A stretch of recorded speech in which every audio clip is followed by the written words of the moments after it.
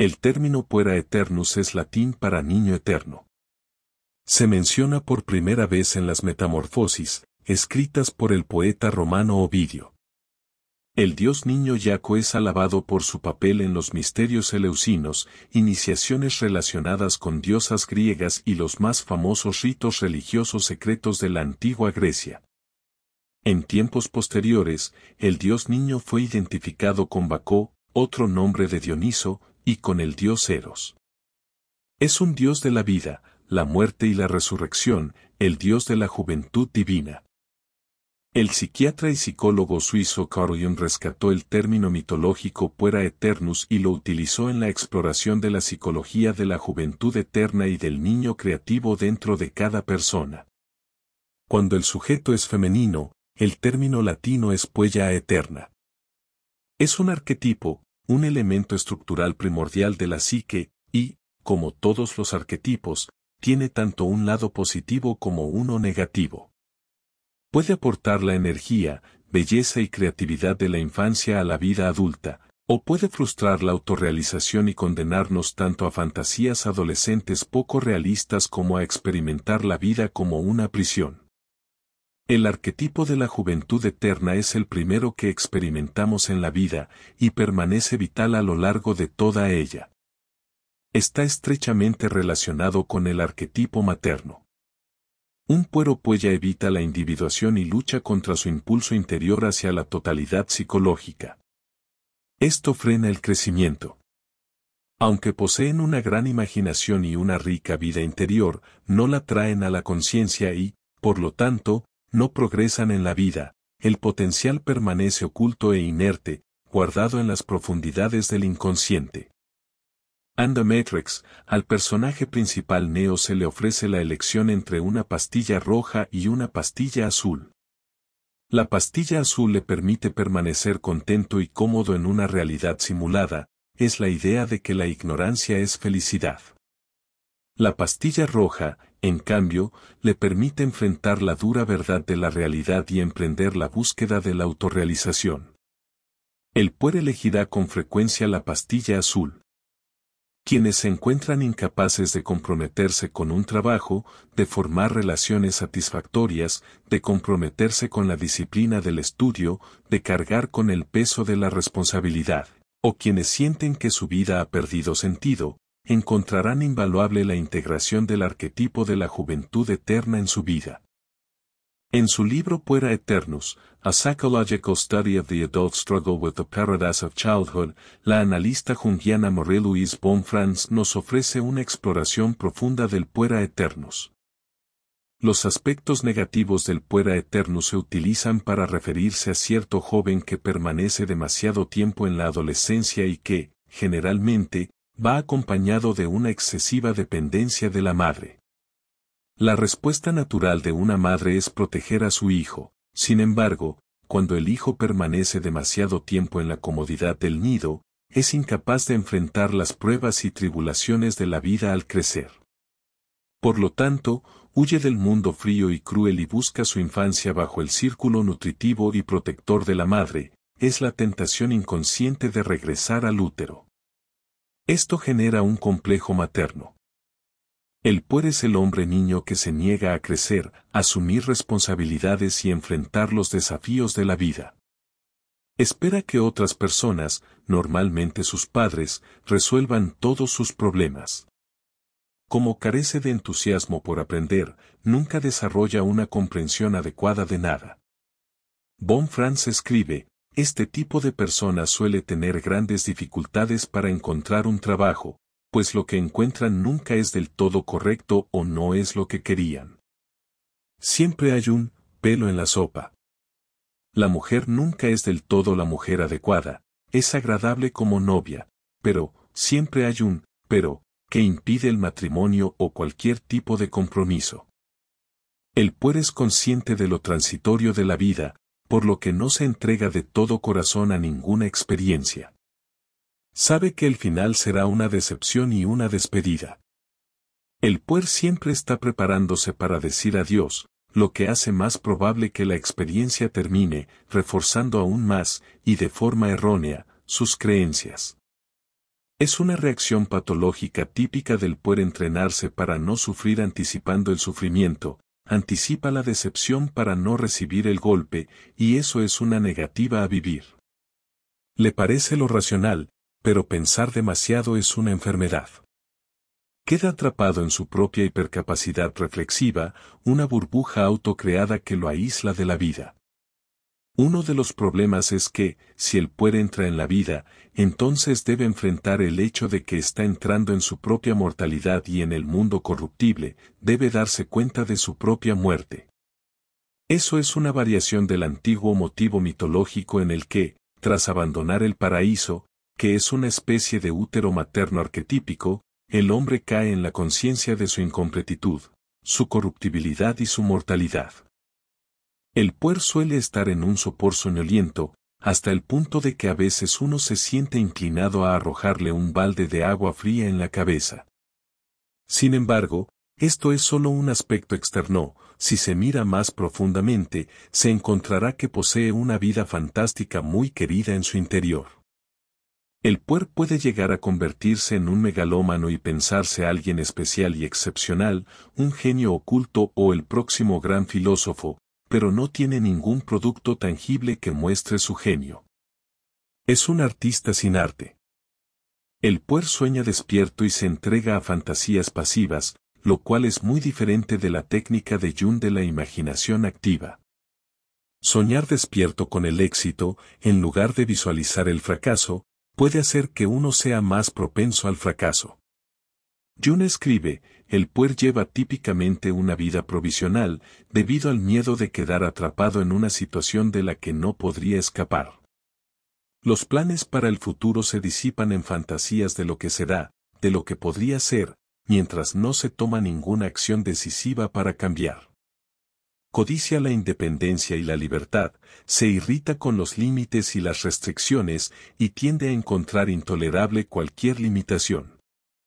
La vida provisional es un término utilizado para describir una actitud hacia la vida que es más o menos imaginaria, no arraigada en el aquí y el ahora. La persona alberga una extraña actitud y sensación de que su trabajo, casa, coche, esfuerzo creativo o relación no es todavía lo que realmente quiere, son meros sustitutos hasta que llegue algún día lo verdadero. Jung lo describió como la enfermedad del europeo moderno de la vida meramente imaginaria. El puer rehuye el compromiso y la responsabilidad, porque requieren un estilo de vida rígido. Escapa al mundo de la fantasía para encontrar un consuelo temporal. El puer trata de elevarse lo más alto posible, alejándose de la realidad, terminando como Peter Pan, el niño que no quería crecer, que vive en Neverland, un lugar donde las personas dejan de envejecer y permanecen eternamente jóvenes. El puer eternus también se conoce como el síndrome de Peter Pan. Este se ha convertido en un problema cada vez más común en nuestra era moderna. A este tipo de persona le falta un sentido de identidad, lo que produce inquietantes sentimientos de fragmentación y falta de valía. El puer compensa con su comportamiento buscando el éxtasis del subidón en drogas, alcohol, sexo, deporte y aventuras temerarias que trascienden la depresión interior que amenaza con fragmentarlo, otorgándole una ilusión de identidad, la cual subyace en su búsqueda inquieta de ese estado de estabilidad y armonía. La persona que vive provisionalmente está alienada de su propia realidad, pasa su tiempo rumiando fantasías que no llevan a ninguna parte ni logran nada. En la fábula griega antigua, el astrólogo que cayó en un pozo, se dice que Tales de Mileto, considerado el primer filósofo, estaba tan absorto en sus pensamientos que, mientras contemplaba las estrellas, cayó en un pozo. ¿Cómo puede alguien tener conocimiento de las cosas celestiales de arriba si no conoce lo que está bajo sus pies? Aunque el puer tiene una vívida imaginación, no es capaz de transformar esas percepciones en acción, porque vive en un reino etéreo y pierde de vista la sangre y las entrañas de la vida en la tierra. Como resultado, el puer no es muy exitoso en la vida. Von Franz escribe, en la práctica, por ejemplo, se levanta a las 10:30 de la mañana, Vaga hasta la hora del almuerzo con un cigarrillo en la boca, dejándose llevar por sus emociones y fantasías. Por la tarde tiene la intención de hacer algún trabajo, pero primero sale con sus amigos y luego con una chica, y la noche la pasa en largas discusiones sobre el sentido de la vida. Después se acuesta a la 1, y al día siguiente todo se repite igual que antes. De ese modo, la capacidad vital y las riquezas interiores se desperdician, pues no pueden transformarse en algo significativo, sino que poco a poco sobrecrecen a la personalidad real. El individuo camina envuelto en una nube de fantasías, fantasías que en sí mismas son interesantes y están llenas de ricas posibilidades, llenas de vida no vivida. Uno siente que tal persona posee una inmensa riqueza y capacidad, pero no existe la posibilidad de encontrar un medio de realización. El puer suele tener una gran capacidad para asimilar contenidos y escuchar, de modo que parece que los va a poner en práctica. Sin embargo, nunca aplica los conceptos que ha aprendido, pues no está lo suficientemente enraizado en la realidad. Es un truco que realiza el puer, darse cuenta de que debería adaptarse a las realidades para él una idea intelectual, que cumple en la fantasía pero no en la realidad. Aunque parezca sencillo, el puer es incapaz de cruzar la frontera de la fantasía a la acción. La palabra humano proviene del latín humus, que significa tierra.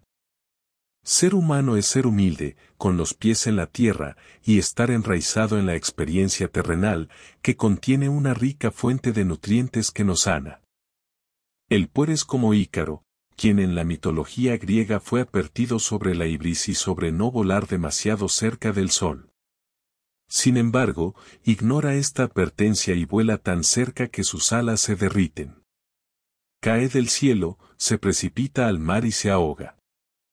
Jung escribe, la vida provisional, donde uno no existe realmente, solo es un espectador, de modo que cualquier experiencia es como un fantasma, perfectamente abstracta, sin el menor rastro de realización. Jung cuenta la historia de una joven de 25 años que padecía un caso extremo de vida provisional, lo cual la llevó al suicidio. Resultó absolutamente inaccesible. Vivía cosas, hacía cosas, pero no sabía que estaba viviendo. Por más que Jung lo intentó, nada la tocaba, porque no tenía ninguna relación con el mundo. Unos meses después, se disparó en el corazón en plena calle. Jung escribe, vi el cadáver. Se había disparado en el corazón y no perdió la conciencia durante 1 minuto o 2. La expresión de su rostro estaba completamente transformada. Durante mucho rato me quedé mirando su cara y preguntándome, ¿qué clase de expresión es esa? Era algo extraordinario, la expresión de alguien que estaba convencido, digamos, de que algo era negro y para quien era muy importante que fuese negro, pero a quien finalmente se le demostró que era rojo, y era como si de pronto comprendiera que era rojo. Era una mirada llena de desconcierto y de una especie de agradable sorpresa. Vi lo que sucedió, en el momento en que se disparó, comprendió lo que era la vida por primera vez. A veces la gente tiene que herirse gravemente para despertar a lo que realmente es la vida. Esto muestra cuán profundamente inconscientes suelen ser las personas. El mundo interior debe complementar al mundo exterior, y viceversa. Una excesiva dependencia del mundo interior, en la que el ego no puede salir de Neverland, hará imposible avanzar hacia la adultez. A medida que esto se convierte cada vez más en una crisis, el inconsciente comienza a filtrarse y amenaza con desbordar y ahogar al ego. Todo aquello que uno tiene en su interior pero no vive, crece en su contra. También existen niños que maduran demasiado pronto y crecen muy rápido, son el extremo opuesto al puer, niños descuidados. Las dificultades de la vida los han obligado a ser muy realistas, independientes y desilusionados. En general, se reconoce por una expresión amarga y falsamente madura que algo salió mal. Fueron expulsados del mundo de la infancia demasiado pronto. Este tipo de personas no pueden amar ni confiar en nadie. En esa situación la vida carece de sentido, porque han perdido el aspecto mágico de la juventud eterna. Siempre sienten que no son del todo reales, que están medio vivos. En terapia, el analista tiene la difícil tarea de guiarlos de vuelta a sus fantasías infantiles para poder tratarlas de manera adecuada.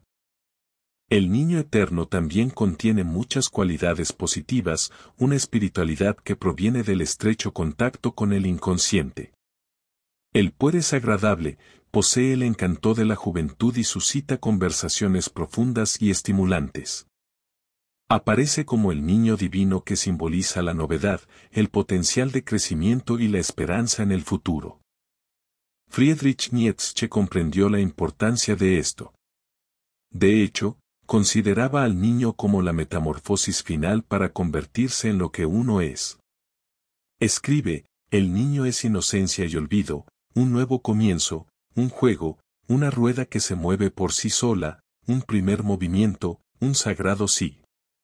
Para el juego de crear, hermanos míos, se necesita un sagrado sí a la vida. Lo que se entiende por el niño interior es aquello que nace de la madurez del adulto. No es una regresión a un estado infantil, sino un avance hacia la totalidad. Todos tenemos un niño interior dentro de nosotros, incluso las personas mayores, que a veces parecen volver a un estado infantil de inocencia. La juventud eterna es aquella que está inmersa en el momento y llena de asombro y juego, dando paso a la creatividad pura. Es un afirmador de la vida, la cumbre de la afirmación vital. Trae el reino celestial a su existencia terrenal. Un pasaje de la Biblia dice, de cierto os digo, que si no os convertís y os hacéis como niños, no entraréis en el reino de los cielos. Al envejecer, entramos en el mundo del senex, que en latín significa anciano. Este también posee aspectos positivos y negativos. En lo positivo, es una persona equilibrada, con los pies en la tierra, paciente, consciente, adversa al riesgo y controlada. Aquí aparece como el arquetipo del anciano sabio. El lado negativo del senex es el cinismo, la rigidez, el materialismo, la resistencia al cambio y la falta de sentido del humor. El senex es el opuesto del arquetipo del puer, aunque deben verse como las dos caras de la misma moneda. Reconocemos la juventud al conocer la vejez, tomamos conciencia del envejecimiento al recordar cómo éramos cuando jóvenes. Jung escribe, la sombra del puer es el senex, asociado con el dios Apolo, disciplinado, controlado, responsable, racional, ordenado. Por el contrario, la sombra del senex es el puer, relacionado con Dioniso, ilimitado, instintivo, caótico, intoxicado, caprichoso. El puer sueña en grande. El senex trabaja duro. La proporción de uno y otro varía de persona a persona. Ambos arquetipos viven dentro de nosotros, y ambos son necesarios para una vida psicológicamente sana. Un desequilibrio unilateral en cualquier dirección no es aconsejable. El puer y el senex tienen distintas versiones del juego. Mientras que el puer disfruta de los deportes, la vida social, los juegos, salir a comer, ir al cine, etc., que son productos intangibles, el senex entiende el juego como dedicarse a una actividad no laboral que produce un resultado tangible, pintar, cocinar, escribir, construir, y así sucesivamente. Jung fue principalmente un senex. Hacía esculturas, tallaba inscripciones en piedra, dibujaba mandalas y creó el libro rojo, lleno de imágenes del inconsciente.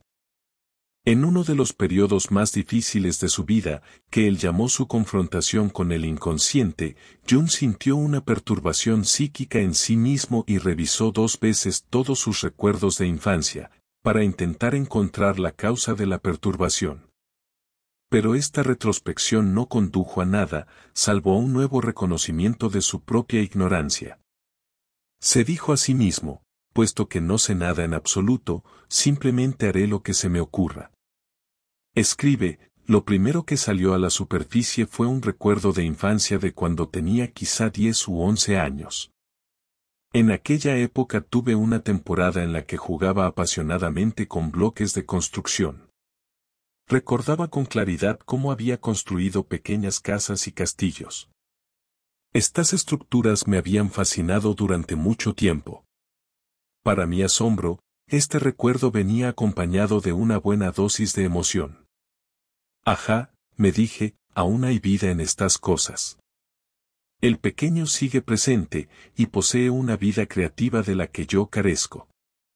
Pero, ¿cómo puedo llegar hasta ella? Jun se dio cuenta de que había estado descuidando a su niño interior. Se sintió humillado al darse cuenta de que tenía que jugar juegos infantiles en su vejez. Sin embargo, empezó a reunir piedras y poco a poco construyó una aldea en miniatura. Iba a su juego de construcción después de la comida de mediodía, todos los días, hasta que llegaban sus pacientes, y si terminaba su trabajo lo bastante temprano por la tarde, volvía a la construcción.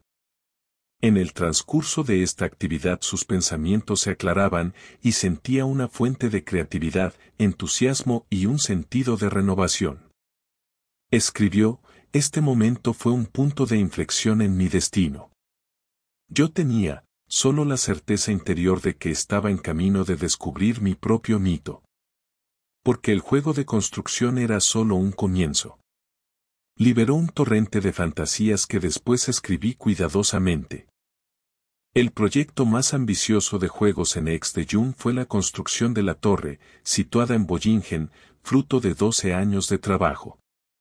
Es un lugar solitario, rodeado de naturaleza cerca del lago de Zúrich. Pasaba allí varios meses cada año, y nutría su alma. Escribió, en Bollingen estoy en medio de mi verdadera vida, soy más profundamente yo mismo. El Principito de Antoine de Saint-Exupéry es uno de los libros más conocidos del mundo. Exhibe todos los rasgos típicos del puera eternus, lo cual, sin embargo, no altera el hecho de que también fue un gran escritor. Trabajó como aviador profesional, y murió durante la Segunda Guerra Mundial en un accidente aéreo. Cuando no se le permitía volar siempre se deprimía, caminando de un lado a otro en su apartamento desde la mañana hasta la noche, desesperado e irritable. En el libro, Saint-Exupéry comienza con una introducción, como si fuera parte de un relato autobiográfico personal. El libro está basado en la imaginación de los niños y es muy onírico. El narrador empieza diciendo que a la edad de 6 años leyó acerca de las boas constrictoras que se tragan a su presa entera sin masticarla, después de lo cual son incapaces de moverse y duermen durante los 6 meses que necesitan para la digestión. Su primer dibujo, que parece ordinario, encierra todo el misterio de la vida de Saint-Exupéry. Muestra su obra maestra a los adultos y les pregunta si el dibujo les da miedo, pero ellos dicen, ¿por qué debería asustar un sombrero? Pero su dibujo no era un sombrero, era una boa constrictora digiriendo un elefante. Como no fueron capaces de entenderlo, hizo otro dibujo. Dibuja el interior de la boa constrictora para que puedan ver claramente al elefante, ya que los adultos siempre necesitan que se les expliquen las cosas. Los adultos responden aconsejándole que deje a un lado sus dibujos y se concentre en estudiar aritmética, geografía, gramática, etc. Por eso, a los 6 años, abandonó lo que podría haber sido una magnífica carrera como pintor. Luego eligió otra profesión y aprendió a pilotar aviones, habiendo volado por todo el mundo. Siempre que conocía a un adulto, le mostraba el dibujo número 1, para averiguar si esa persona tenía una comprensión verdadera, pero siempre decían que parecía un sombrero.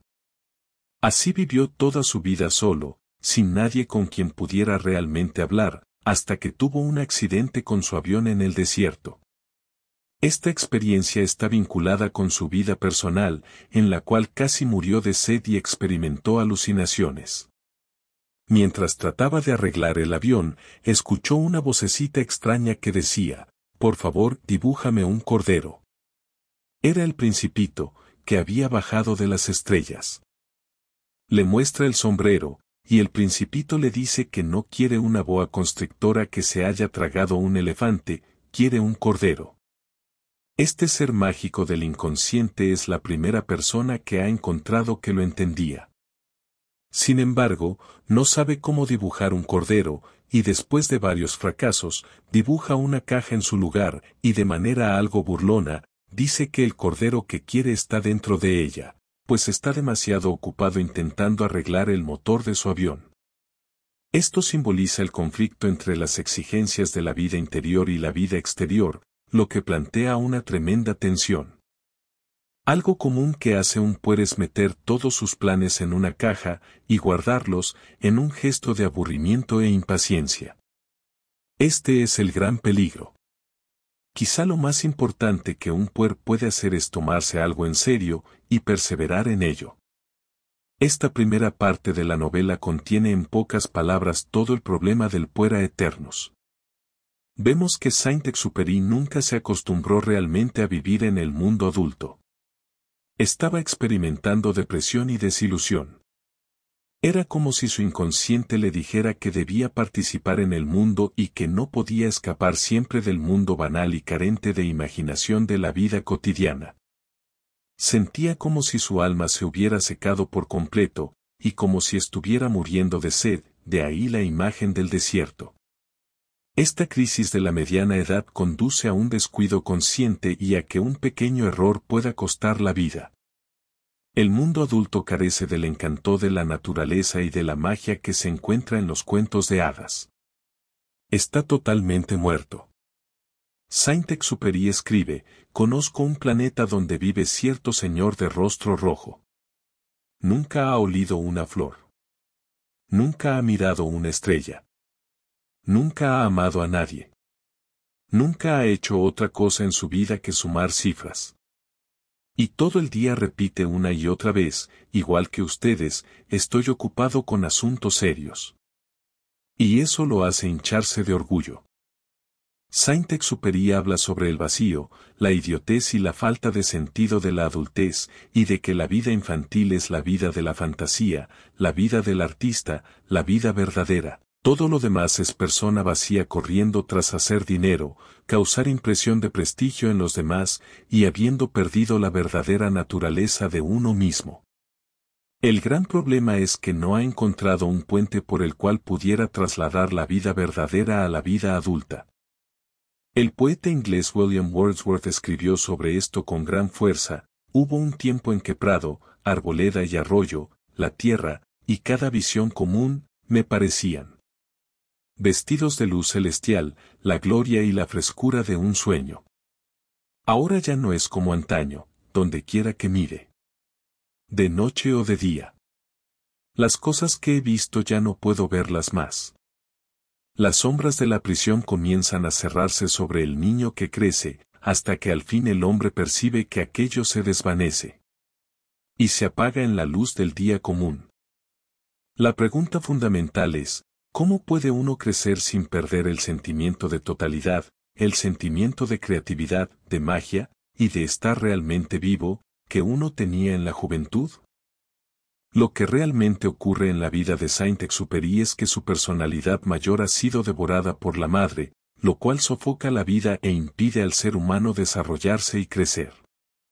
Uno permanece permanentemente en el útero y nunca sale de la envoltura protectora de la madre para entrar en el mundo adulto. La gran madre se convierte en la madre devoradora, como la diosa hindú Kali. Saint-Exupéry nunca emprende el viaje del héroe, y ese es el significado del elefante en el dibujo, que es el mayor héroe de África. A diferencia de otros paralelismos mitológicos, el héroe tragado no puede encontrar la salida de su depredador. El elefante es generoso, inteligente, taciturno, pero irritable e inclinado a terribles estados de ánimo y ataques de cólera, que solo pueden ser apaciguados por la música, no por placeres sensuales. Sorprendentemente, estas eran también las cualidades sobresalientes de Saint-Exupéry. El elefante es la imagen en su alma de lo que quería llegar a ser y es devorado por la madre devoradora, las tendencias regresivas del inconsciente y más tarde por la muerte. Pero Saint-Exupéry no lo sabía, aunque Bonfrance dice que estuvo muy cerca. Para integrar el puera aeternus, uno debe bajarse a tierra, no adoptando una visión unilateral de la vida de fantasía, sino exponiéndose a la vida cotidiana, las tareas y el trabajo duro. El puer también debe fundirse con la multitud, convertirse en la oveja que Saint-Exupéry metió en una caja, aunque esto no está exento de peligros. Una situación peligrosa se cura con otra situación peligrosa. Sin embargo, es el antídoto para un complejo materno. Normalmente, muy pocos jóvenes tienen una individualidad lo bastante fuerte como para apartarse de la madre por sí mismos, lo hacen a través de la colectividad. Este es el primer paso de la cura.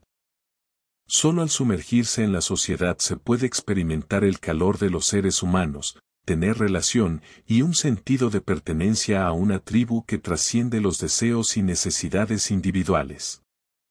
El segundo paso es que el puer debe tener cuidado de no perderse a sí mismo en la multitud. Debe sacrificar simultáneamente su especialidad inflada y megalomanía, que constituyen su falsa individualidad, y no perder su verdadera individualidad convirtiéndose en un simple número en la multitud.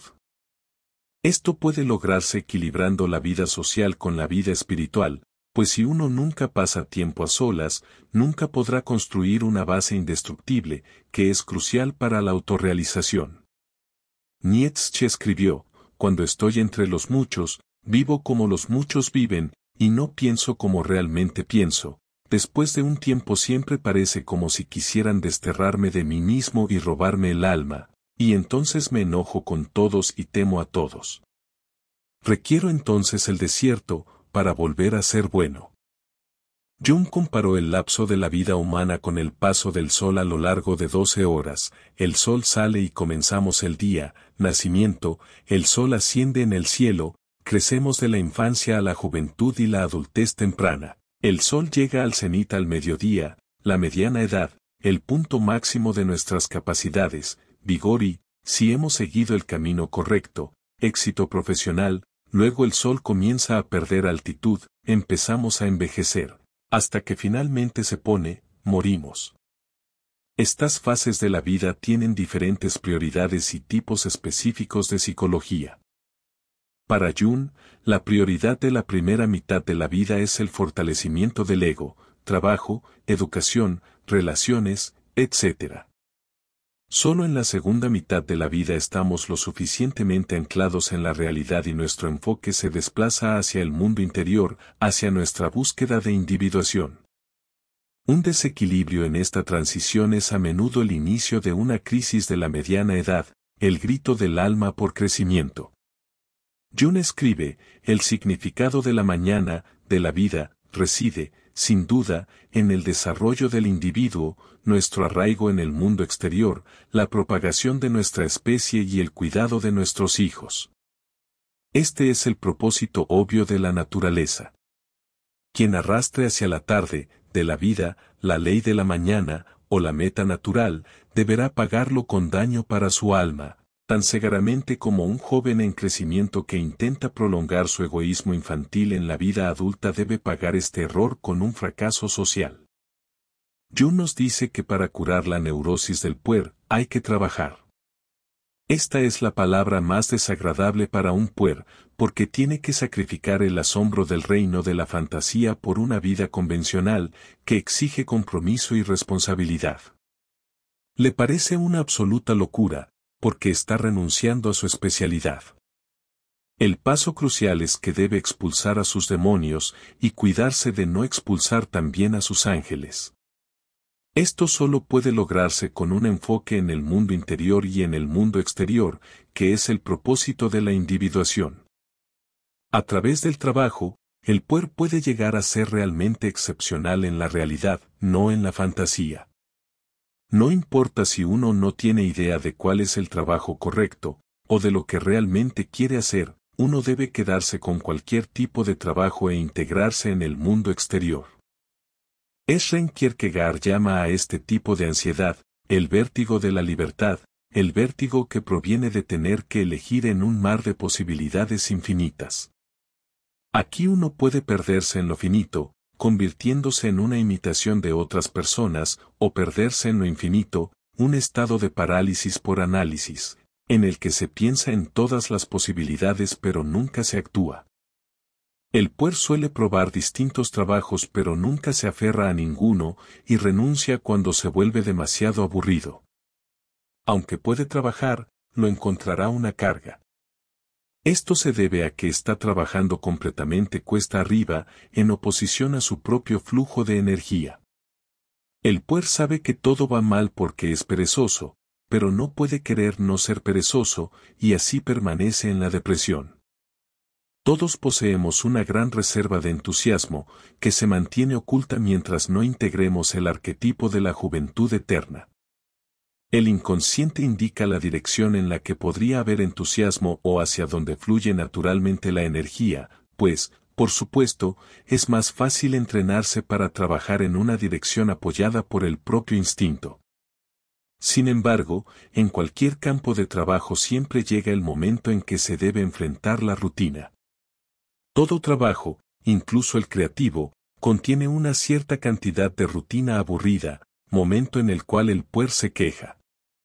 Cuando le preguntaron cómo se debía vivir, Jung escribió, no hay un camino único y definitivo para el individuo, si quieres recorrer tu camino individual, es el camino que haces por ti mismo, que nunca está prescrito, que no conoces de antemano, y que simplemente cobra existencia cuando pones un pie delante del otro.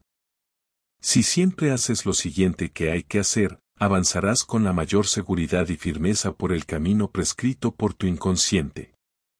Entonces, naturalmente, no sirve de nada especular sobre cómo deberías vivir. Jung nos dice que no debemos perder tiempo en especulaciones inútiles ni malgastar nuestra energía y recursos pensando en cómo vivir, sino más bien trabajar la tierra directamente frente a nosotros. De este modo, siempre estamos haciendo algo significativo e intencionado por el destino. El puer niega la llamada a la aventura en el viaje del héroe, que separa a la persona de los aspectos de su vida anterior y causa ansiedad. Permanece en la etapa de la negativa, y no puede salir del mundo ordinario para entrar en el mundo especial, donde debe confrontar a su dragón, su peor miedo, acontecimiento, persona, situación o recuerdo largamente evitado. Así, no puede acceder a su recompensa, un cofre del tesoro lleno de oro interior que está custodiado por el dragón. El puer permanece en una perpetua estasis, porque no puede adquirir la visión que surge de una muerte y renacimiento psicológicos, la muerte del viejo yo y el nacimiento de un yo nuevo y más capaz, sin lo cual no hay individuación en absoluto. En algunos rituales nativos americanos, los jóvenes son reunidos por los hombres y llevados en medio de la noche hacia la naturaleza salvaje, donde deben superar pruebas para su iniciación en la hombría. Este es el comienzo del viaje del héroe. Si logra vencer a su dragón, reingresa en la comunidad como un hombre que ha dejado atrás el reino de la infancia. La virilidad es diferente de simplemente ser un hombre, es una insignia de honor que uno debe ganarse. Genera un sentido de autonomía y un crecimiento en la fortaleza del ego, un sentimiento de pertenencia, propósito y significado. Eso es algo que falta en el puer, quien suele estar impulsado por un deseo de seguridad o placer. Jung escribe, para el héroe, el miedo es un desafío y una tarea, porque solo la audacia puede liberar del miedo. Y si no se corre el riesgo, el sentido de la vida queda de algún modo violado, y todo el futuro condenado a una insípida desesperanza, a un gris monótono iluminado solo por fuegos fatuos. La iniciación nos invita a arrojarnos al fuego de la vida. En los tiempos modernos carecemos de estas iniciaciones tribales que fueron tan importantes para nuestros antepasados, y muchos hombres optan por alternativas como el servicio militar o la llamada mentalidad de Jim Bro. Algunos jóvenes esperan que algo en la vida los arrastre fuera de la dolorosa y mundana cotidianidad, como ser arrojados a una isla donde uno debe sobrevivir construyendo un fuego, un refugio, cazando comida, etc. Esto es a la vez aterrador y excitante. En términos psicológicos, están esperando que un arquetipo se active en la psique y los ayude a orientarse en la vida. Para una joven, es el matrimonio y la maternidad lo que conquista a la puella. Hay un momento sacrificial en el que, para encarnar el arquetipo de la madre, debe poner el arquetipo de Afrodita en el altar del sacrificio y aceptar el hecho de que su cuerpo se verá muy diferente, y que se sentirá diferente después de dar a luz a un hijo. Esta enorme responsabilidad de la madre a menudo causa la muerte de la puella. Sin embargo, esto no significa que no existan casos en los que una madre siga siendo una puella, o de una mujer sin hijos que no sea una puella. Los sueños son una fuente importante para integrar al puer. Cuando el niño interior aparece en los sueños, siempre está detrás de nosotros y delante de nosotros, simultáneamente. Detrás de nosotros está la sombra infantil, aquello que siempre nos arrastra hacia atrás para seguir siendo infantiles, dependientes, perezosos, escapando de los problemas, de la responsabilidad y de la vida. Debe sacrificarse para que podamos convertirnos en héroes. El niño Dios que está delante de nosotros significa renovación, la posibilidad de que la vida continúe creciendo y expandiéndose. Cuando nuestra actitud del ego cambia, los sueños responden. Podemos influir en los sueños escribiéndolos y dándoles un significado, y también dibujándolos y coloreándolos. Esto nos ayuda a amplificar los contenidos del sueño y a traer las figuras imaginarias a la realidad, y el inconsciente se da cuenta de que uno hace esto, porque también cambia. Las imágenes oníricas pueden usarse en la imaginación activa, cuando uno entra en su imagen interior estando consciente, y continúa viviéndola y transformándola, dándole una nueva vida. Los sueños nos dicen qué hacer con nuestra vida, y no tenemos que preocuparnos cuando no entendemos un sueño, porque un sueño nos entiende a nosotros. El artista suizo Peter Burghauser tuvo un sueño del Puera Eternus e hizo un cuadro. Un maravilloso y divino niño monta un caballo salvaje extremadamente poderoso, viene de distancias cósmicas, del universo ilimitado, en otras palabras, del inconsciente colectivo. Cabalga a través del espacio de la psique como una nueva estrella en el cielo. Es un encuentro con el arquetipo del sí mismo. Tiene 4 brazos y de una mano crece una mágica flor de 8 puntas, o la sostiene. El niño encarna la cuaternidad, la expresión universal de la totalidad espiritual, característica de la mayoría de las imágenes de la divinidad. El poeta inglés y artista visionario William Blake es un ejemplo de una persona individuada que integró su Puera Eternus. Nos recuerda que si las puertas de la percepción fueran limpiadas, todo aparecería al hombre tal como es, infinito, abriéndonos al misterio de la vida interior y exterior. Siento que un hombre puede ser feliz en este mundo, y sé que este mundo es un mundo de imaginación y visión. Veo todo lo que pinto en este mundo, pero no todos ven lo mismo. El árbol que mueve a algunos a lágrimas de alegría es, a los ojos de otros, solo una cosa verde que estorba en el camino. Tal como es un hombre, así ve.